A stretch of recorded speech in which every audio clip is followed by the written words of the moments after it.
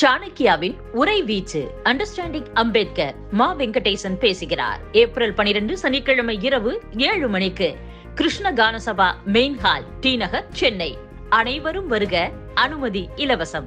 வக்ஃப் சட்டத்திற்கு எதிராக இயற்றப்பட்டுள்ள தீர்மானம் குறித்து பேசியுள்ள ஜமியத்து உலமா ஹிந்த் வங்காள அமைப்பின் தலைவர் சித்திக் ஹீலா சௌத்ரி, நாடாளுமன்றத்தில் இயற்றப்பட்டுள்ள வக்ஃப் சட்டம் அரசமைப்பு பிரிவுகள் 14, 25 மற்றும் 26 கீழ் அளிக்கப்பட்ட அடிப்படை உரிமைகளை மீறுவதாக உள்ளது.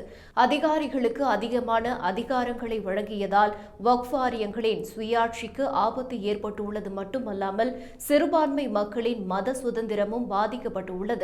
வக்ஃப் வாரியத்தின் சொத்துக்கள் தவறான முறையில் நிர்வகிப்பதற்கான வாய்ப்பு ஏற்பட்டுள்ளது. இஸ்லாம் மதத்திற்காக வழங்கப்படும் சொத்துக்களை நிர்வகிக்கும் வக்ஃப் வாரியத்தை கைப்பற்றி முஸ்லிம்களை ஓரங்கட்ட அரசு திட்டமிட்டுள்ளது. மேற்கு வங்கத்தில் உள்ள பல்வேறு மாவட்டங்களின் மக்களை சந்தித்து வக்ஃப் சட்டத்திற்கு எதிரான தீர்மானத்தில் 1 கோடி கையெழுத்தை வாங்க தன்னார்வலர்கள் திட்டமிட்டுள்ளனர்.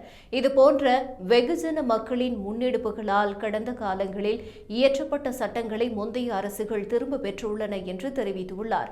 மேலும் வக்ஃப் சட்டத்திற்கு எதிராக உச்சநீதிமன்றத்தில் சட்ட போராட்டத்தை நடத்த கிரவுட் ஃபண்டிங் பிரச்சாரம் விரைவில் தொடங்கப்படும் என்றும், முஸ்லிம்களின் நலன்களுக்கு எதிராக உள்ள வக்ஃப் சட்ட திருத்தத்தை மோடி அரசு திரும்ப பெற வேண்டும் என்று சித்திக் ஹீலா சௌத்ரி கூறினார்.